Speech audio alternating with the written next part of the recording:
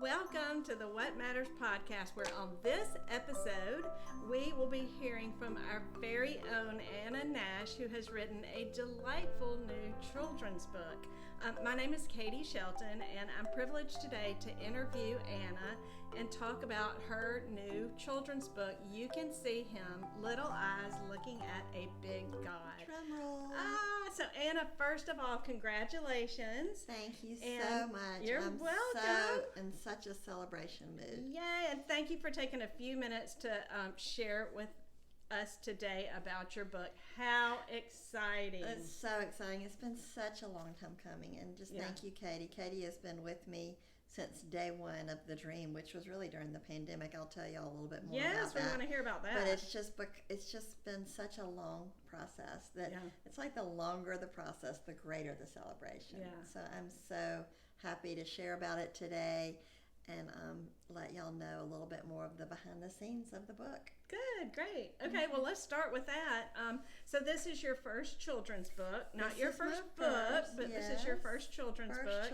So take us back to when the idea was just a twinkle in your eye, as they say. It just dawned on me right when you were saying that like y'all, most of you know that Katy and I grew up together. We played together as childhood friends, and we played with one another's siblings.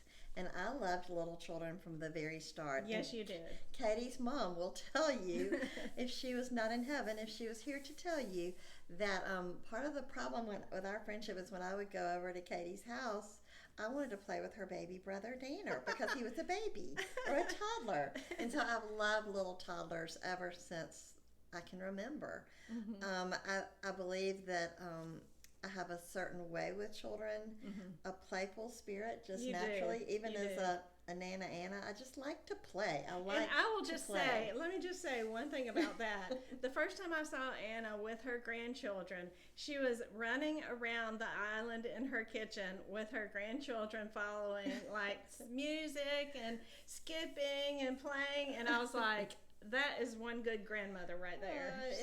I just really enjoy children, so I think that sort of set up a course for me of just different things in my career path of Mother's Day Out, camp counselor, babysitter, teacher, assistant, just studying education.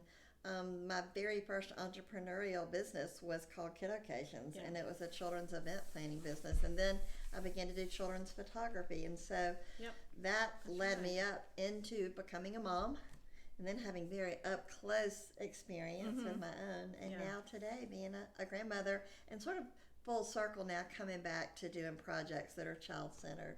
So it's really fun for me. Yeah. So is that why you got the idea, or when did you get the idea to write the book, I guess? And the premise of the book about You Can See Him. Tell us about that. I have this friend. Her name is Katy. Not me. And without Katy by my side, I don't think I would have pursued publication of this book, of the projects that we have done. It felt daunting. And Katy has just educated me and taught me along the way. And so many of our collaborative projects have really set me up to be able to self-publish this book. So where did it begin?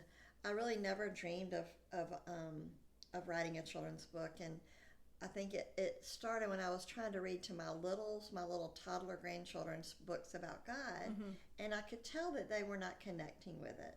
And I could tell that the words were too big, and I would have to often stop and try to explain to them. And so one day I don't know where, the Father just put it in my head, I wonder if I have the ability to put in toddler language things about God to help them see Him in their everyday world and what that looked like. And the very first thought was a book called You Can See God.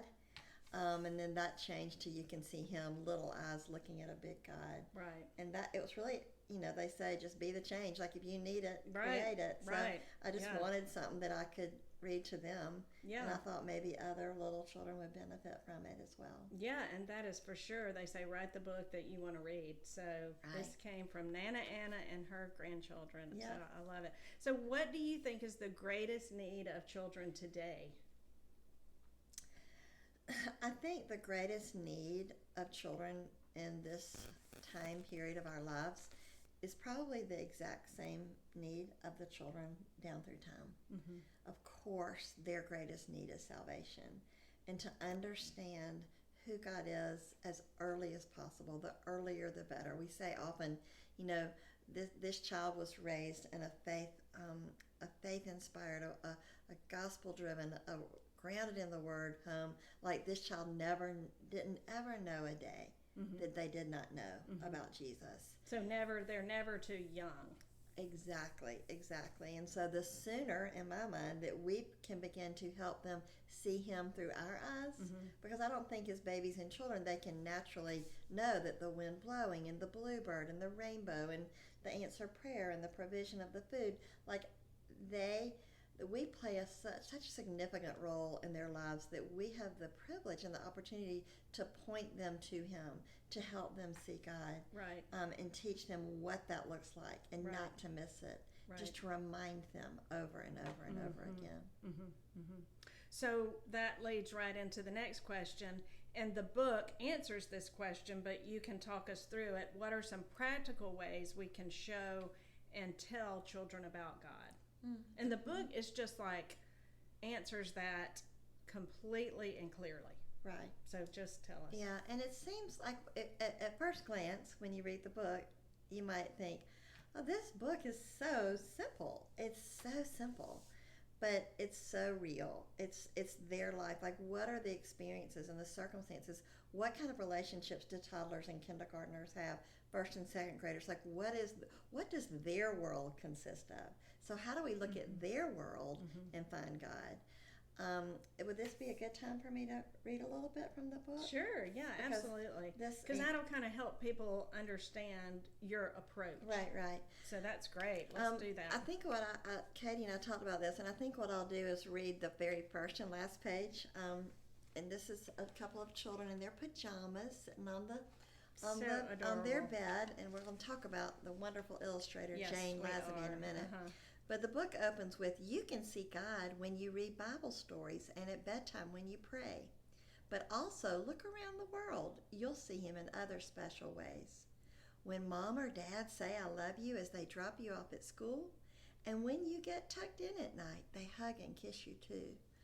And then the book goes on to mention all the other ways in their world, from their babysitter to a bluebird, to baking cookies, to splashing in the ocean, to holding a kitten while it purrs, to marching in a little parade with instruments. It goes through a snowy day and a sunny day, and blowing a dandelion and looking at the stars, just going to the doctor's office and being loved on by a sibling. It's just got thing after thing, 50 pages of things in a toddler's world.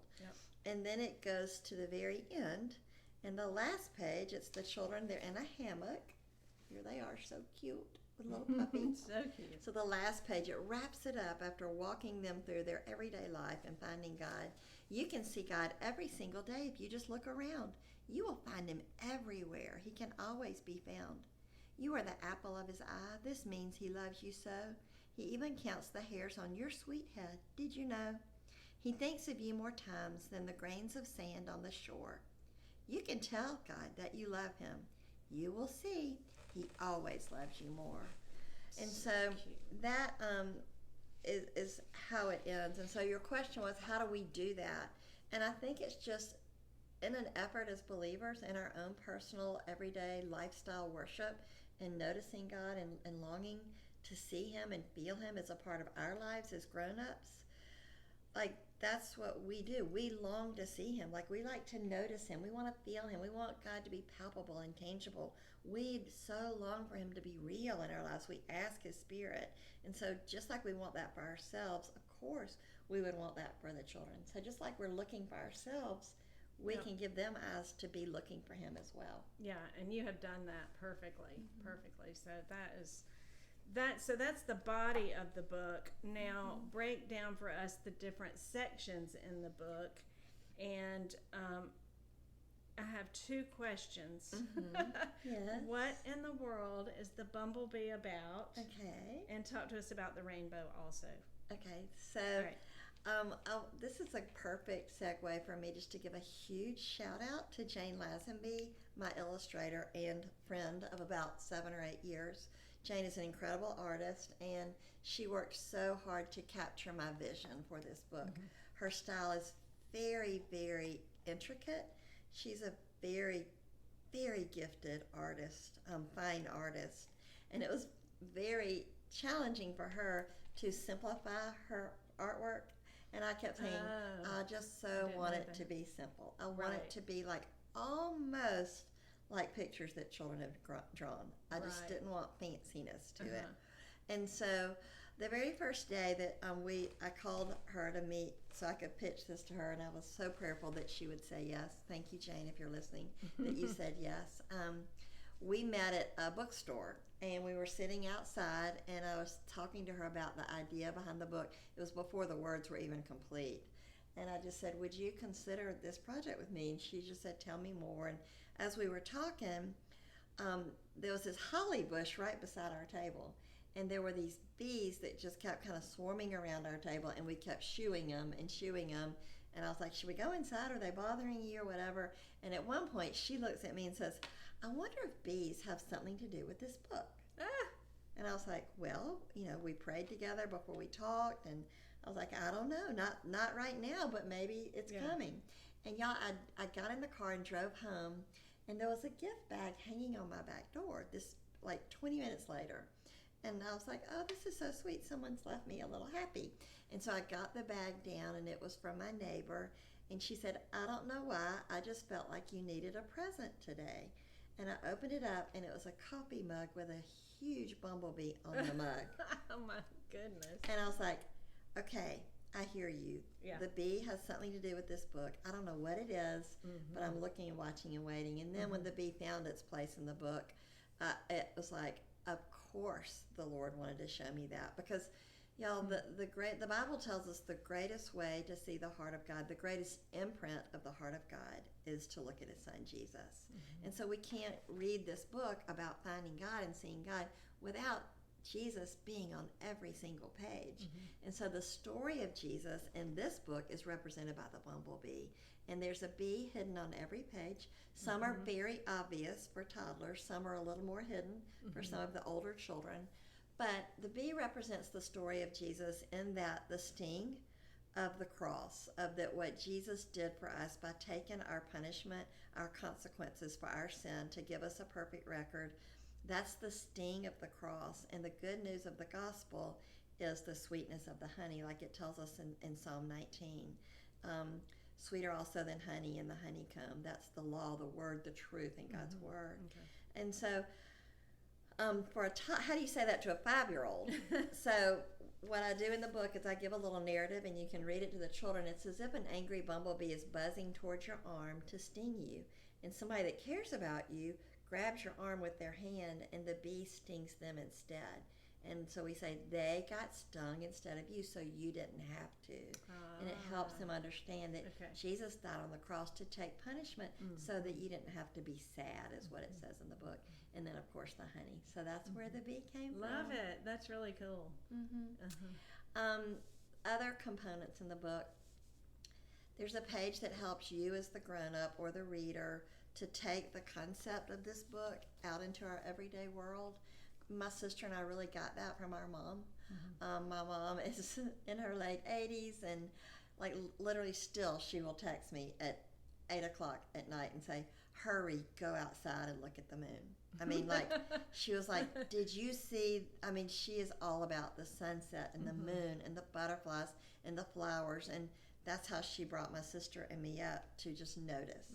So we won't naturally notice as children, but if we have people that walk alongside us just helping us notice, that's what she did. So there's a page in here that says, now take the idea of this, now take it out into your world.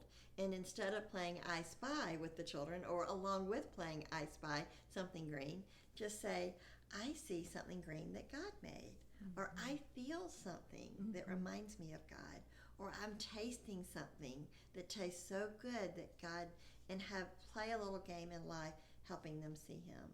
And then lastly, there's I call it somewhat of a glossary. Oh, I opened right to it. Look at that. And these are each of the characteristics of God that for you to be able to explain to the children, in their language what these characteristics are, and then it tells you as an adult why it's important that the children know this, and then there's a scripture that backs up each one of these characteristics of God.